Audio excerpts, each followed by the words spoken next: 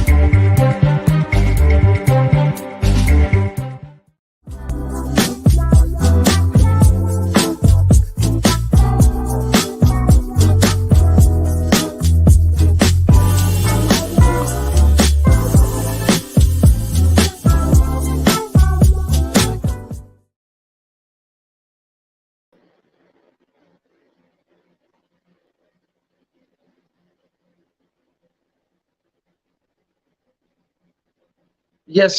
Get that medical disclaimer in there. Hello, everybody. Good afternoon. It is time for another edition of Get Your Health On, where we're concerned about your mind, your body, and your soul. Thank y'all for tuning in. Listen, I have a little alert that I got to give y'all before I even get started. If you're in the LA area, they have closed down the beaches. They're asking that you limit your outside activity. The National Weather Service, the county, the city, we have been having lightning like never before. Some people can hear it, some people may not be able to hear it. But a woman was just killed in Pico Rivera, about 15 to 20 minutes away from me in Pico Rivera. She was struck by lightning and killed her and her two dogs. It's been thundering all night, lightning, dry lightning. So we're asking everybody, all of our Los Angeles Tie Squad members, to be very careful outside today. Like, listen, just all that hiking and running, and can you just take a day off, y'all, right now? Because listen, they say it's very rare to get struck by lightning, but at the rate of the lightning out here, is a great chance you just might get a little piece. So we're asking everybody under the sound of my voice in the Los Angeles metro area, including Palmdale, Lancaster, and the Inland Empire, to go somewhere and sit down somewhere until these thunderclouds pass by. I'm not going outside. I'm scared to go out there and check my mail, or go to the trash can. But it is really, really dangerous, y'all. All jokes aside, thunder and lightning is really, really, really, really serious. And we're asking everybody. I remember when I was young. I'm from the South.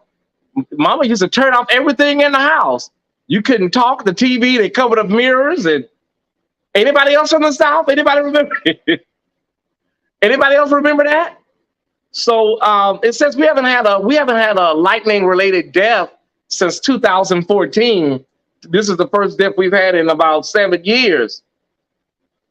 Yeah, Jewel Box. It may be very rare. They say you have a better chance of winning the lottery than getting hit by lightning. Girl, the way this lightning going off out here, y'all tell me I have to take my run. I gotta go hiking, mother. What should I do? Go on up there hiking and running. You can't take a day off from running and hiking. We want you to be safe. We want you to be mindful. You know what I'm saying here. Get your health on. I'm from the South, and that's what my mom did. Okay. Yes, I remember that. So be sure you guys to share and get the word out that we're live right now and we're on the air, because YouTube, for whatever reason, they've been playing with our algorithms all day today. We had some problems this morning getting notifications out, and there's nothing I can do, y'all. I'm sorry, Ty Squad. I wish that I could do something personally, but I've reached out to them. We're working on it, okay? Yeah, covered up the mirrors in your house. They covered up mirrors. You turned the TV off, and you got quiet and silent because God was talking. Nothing. You can't do nothing. Okay. Um, exactly, TK. So listen, y'all. Today we have a very serious topic. I saw this, and I was inspired to do it myself. I saw Jada Pinkett tackle this on Red Table Talk a few weeks ago, and I knew that I was going to bring this to Get Your Health on this Wednesday afternoon. So let's just get right into it, y'all. Listen, I want to talk about the meth epidemic, but I really also want to talk about the opioid epidemic. We got fentanyl, Oxycontin, Percocet. I mean, listen, y'all. I remember back in the day when I was young, there was always somebody in the family or somebody related to the family that would sell codeine number threes. Y'all remember, it was always somebody. If somebody needed something, they'll sell you a codeine or narco for like $1.50 a pill. There's always somebody close to the family or in the family. Usually they were nurses or worked up there at the hospital. But now it's moved away from that, y'all. It is really an epidemic right now. And give me my first slide, Kwame. Give me my first slide. If you have it available. Yes, got to get that disclaimer in there. Give me my first slide that we have for today. I don't think my computer is am I live with y'all? Let me see if I'm live with y'all. I think I'm a few seconds behind. So let's talk about fentanyl, you guys.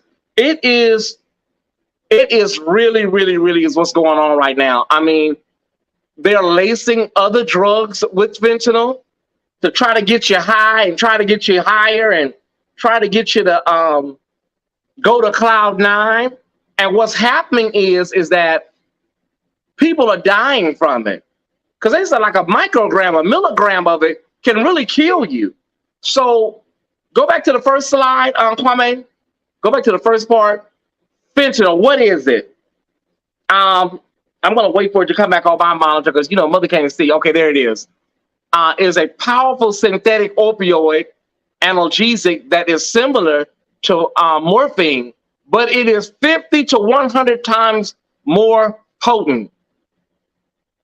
It is a Schedule II prescription drug, and it is typically used to treat patients with severe pain or to manage pain following their surgery.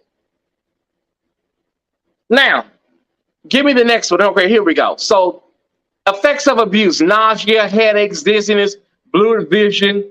And how long does it last? It can last anywhere from 5 to 48 hours, and your blood and lab, urine 24 to 72 hours, hair up to 90 days. And the thing about it is that those are short-term effects of abuse. But when you're in it, when you're like really hooked on this stuff, you don't feel all of that anymore. You feel a really sense of euphoria and you feel numb. And I've heard people say they felt like it's a high they can't even describe. That's why it's so highly addicting. The drug is no joke, you guys. Yes, my friend, actor. My family owns a funeral home. The fentanyl is taking them out of here. Dr. Holt is getting to the point now where you remember back in the day when we had the crack cocaine epidemic and our black communities and the government, they didn't care. They labeled it a public health nuisance and you're just crackheads. But now that the fentanyl and these opioids are destroying the white community, now it's a national health strategy situation. Y'all see how they flip that?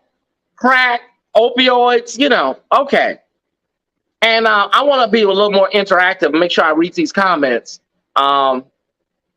It's getting to the point now where we have our celebrities that are dying from it, common folks. We even have people, business leaders and people in the medical field, doctors, because this stuff is highly addicting, especially when you get to the Oxycontin, oxymorphine, and Percocet and Molly. And if you listen to a lot of the songs that are in the Billboard 100, they talk a lot about, the hip hop.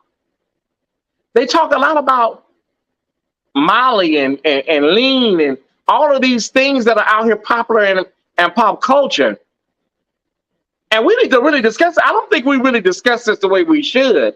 So shout out to Jada Pinkett for bringing this topic up on Red Table Talk a few weeks ago. Because it's just not discussed, especially from an African American standpoint. It's always, white people are always the face of something when it is a crisis or when it is detrimental to their survival or their population. But it is really, really sad. Give me my first, my next slide, Kwame. What do we have next? Okay, our beloved brother Prince Rogers Nelson. You know what was so shocking about Prince, everybody? What was so shocking about Prince is we all thought of Prince as Zen, and he was a Jehovah's Witness. He was a vegetarian, and never in a million years would we have thought that Prince was abusing opioids. Now, this is what was said. It was said that years and years of touring and jumping off of speaker boxes and falling out on stage had done a lot to his spine and a lot to his body. So that's how he got introduced through pain management. And that does happen a lot. A doctor will prescribe you something for pain, and a lot of these doctors are in cahoots with a lot of this stuff. We'll save that for a separate show. But they know what they're doing. They're prescribing you this stuff, and you're going to keep coming back, and everybody's in cahoots to get some money out of you. So it was sad when we lost our brother Prince to opioid addiction. It was said that he was in the elevator just dead. And we really don't know how long he was in the elevator in his Paisley Park home. We don't know how long he was there before he was discovered. You can estimate, but whoo, sad. It's true. It's landed. And I understand the conspiracy theories and the hoteps, but in this particular case with Prince, I kind of believe some of the conspiracy theories and the hoteps, because Prince was out here saying a lot of information that Black artists needed to know. Any artist, about money and royalties and, streaming and downloading. He was kicking a lot of knowledge. So in this particular case, it wouldn't shock me if there was something nefarious going on to get our brother addicted to opioids and ultimately take his life. We even have our brother Michael Jackson, who was being given propofol, a sedative that you do not give outside of a hospital setting. And he was having problems sleeping with anxiety, and found somebody that was willing to do it in his house. He had just got his master's. Wow. He told the truth, Sheree, and it wouldn't shock me that, there was a network of conspiracy for our brother Prince Rogers Nelson. But again, the reason we were all shocked is because we never saw this from Prince. But to hear that his back and his body was giving him so much pain and he needed something to, I think he could afford it to go to some of the best pain management people in the world. Thank you, sis, for the Cash App. I'm glad this is needed today. I'm glad. But I think Prince could have afforded to go to some of the best pain specialists in the world. But, when you go in that black market, you don't know what you're getting. Said he had prescriptions in everybody's name. You know what I'm saying? And they said they would see Prince in the neighborhood riding up to the pharmacy on his bike. And Prince didn't do drugs. At this point, listed Lamaria, that child, we don't know what was going on up there at Paisley Park. That's why I was concerned about, what did my brother Kyrie say? That's why I was concerned about Anita, those masters. Yeah, I was concerned about Anita too. And then she we found out that Chance the Rapper assisted her in getting her masters back. But I had called up there and told Anita to watch your back, Anita. We're gonna get back on track, y'all. This is about this is about opioids, and we done went down the Dick Gregory rabbit hole. But it's okay, y'all. That's the great part about the Tyesse report experience. We done went into full Dick Gregory, y'all. Let's get back on track. We will be live this evening for Diva to Diva. Don't worry. Okay. Kyrie, you see what you done started, brother? Okay. Give me your next slide, Kwame. Mac Miller. And, you know, it's story after story. Our brother Mac Miller succumbed to this stuff. Opioid abuse, opioid addiction. And it's sad because you have people with so much potential who are right on the cusp of superstardom, and they get involved with this stuff and it just takes them out. Luckily, the people that sold him this stuff was recently arrested and sentenced to jail time. Thank God. Okay, so Prince was also ill prior to his death. Okay, Gina's Paige Franklin, but our brother Mac Miller lost his life to this mess. And they're putting money into treatment programs, and they got all of these grants that I got out here, y'all, but it don't seem to be doing much because this fentanyl, it is spreading like wildfire, you know. And I just got an inbox. I hope, listen, I hope ain't nobody in crisis. Listen, put it down. Don't take it.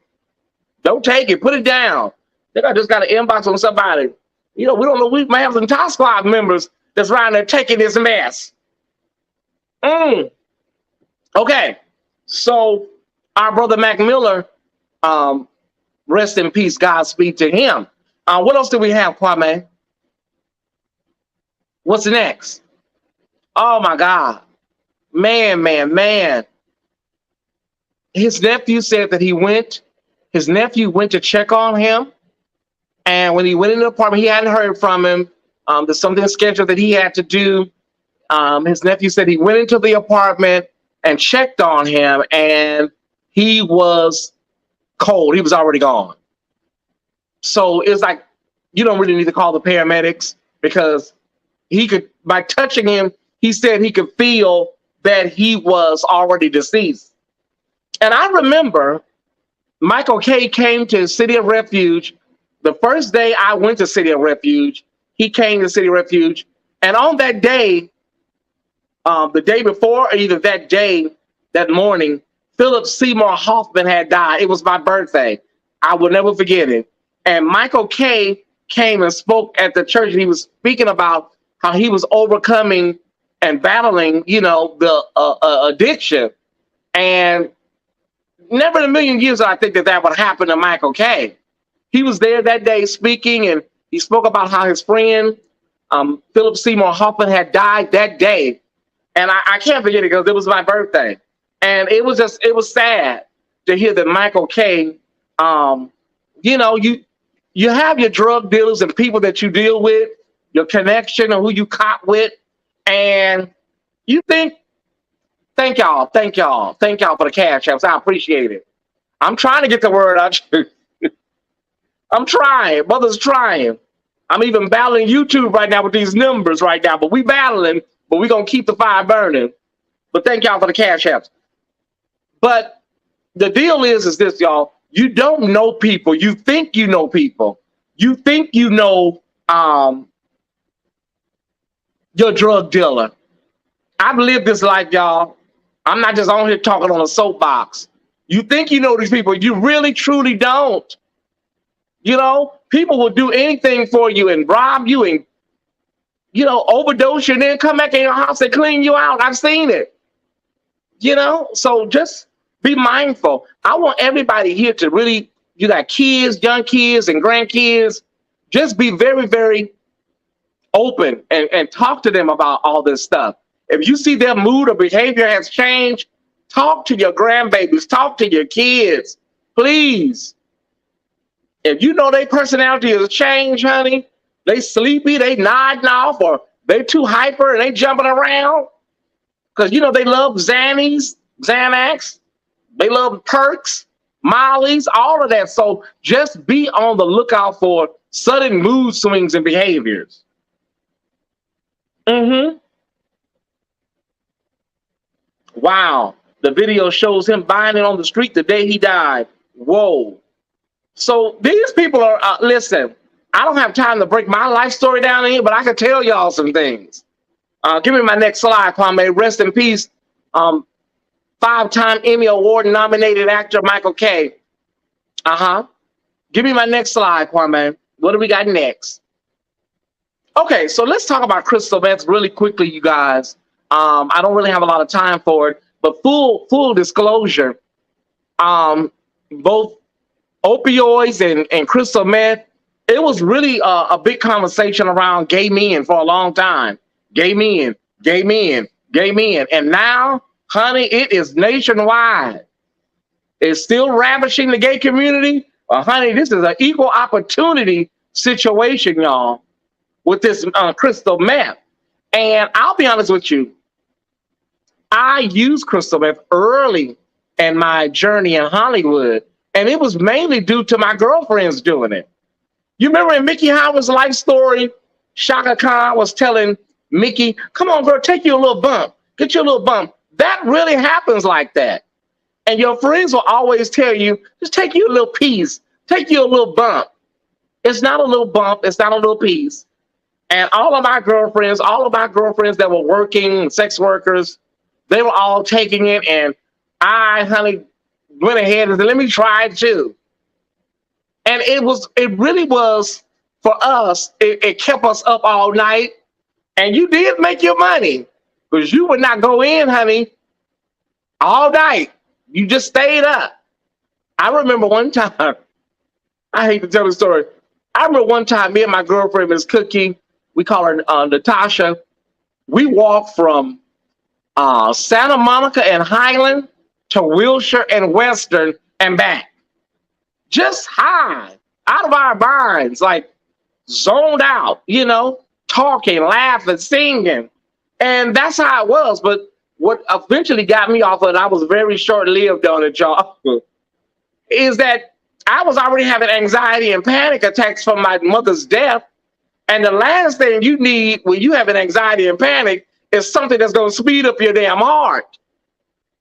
But I eventually got off of it, and that was just a blessing, because I don't have an addictive personality. So whatever, I don't care what I take, or what it just, I don't really snap and go into the addictive mode of it. I've always been like that, thank God. Now, them cocktails are something else, okay? But there's a lot of effect that meth has on your brain, y'all. Hallucinations, psychosis, memory loss, paranoia. And it is the one drug where I have seen people look like Beyonce, and that meth will turn them into predator. I have seen it with my own eyes.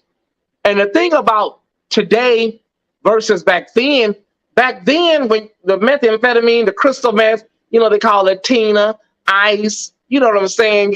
Girl, we could go to a Tina Turner concert, you know what that means. Tina, ice, snow, glass, all of that. But the difference is, back then, they was not cutting it, mixing all kind of stuff in with it back then. So you was getting a lot of pure good stuff back in the day, in the 90s. Now, they mixing anything to stretch it and cut it with. Drano, rat poison, and embalming fluid. You don't know what you're getting, y'all. You don't know what you're taking. So I am telling everybody, if you haven't got on it, please don't. Because, honey, it is a hell getting off of it.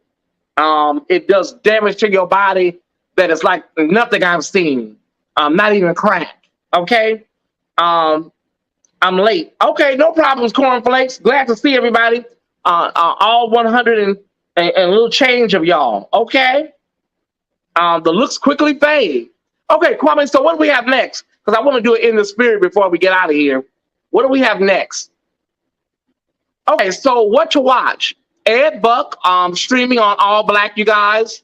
That is Haley from Pose, my sister Haley. She produced this, and they my brother Dante Morrison is in it, and quite a few others. So if you get a chance, please check out Beyond Ed Buck on All Black. Okay, it may be available somewhere else. You can check around and see if you can. I still do it. You still do what, Vivian Green? I still do it. Well, we're praying for you, Vivian. Okay. Give me my next slide, Kwame. This was a really great documentary that I never saw. All of my friends talked about it. It was one of the fastest. It hit the film festival circuits and hit a few places here, and then I was like, where did it go? But I'm still trying to find out where to go and watch this very highly recommended documentary called Party Boy, Black Diamonds and Ice Castles. That's by our brother Michael Rice. If I'm not mistaken, I think it may be on Venmo. Is that how you pronounce it? Venmo? Okay. I think it may be on Venmo. If you can, check out Party Boy, Black Diamonds and Ice Castles. It talks about crystal meth and our brothers in the gay community, and it'll give you some great perspective on this topic. I hope I gave you, it was just a really light conversation, but I hope I gave you something to ponder and think about today on these topics. Also, as we get ready to go in the spirit, just know this, y'all. Just know this. Addiction is not the end of the world for you. You can recover. You can get out of the spiral of addiction. There are programs out there that can help you. You can Google them right now, and you can find a treatment program in your neighborhood. For our brothers that live in rural areas, it's a lot more complicated, but you can get help. So please, if you need it, and don't be afraid to inbox or talk to any of us. The Tie Squad, that's what we're here for. Okay, it's time to end the spirit.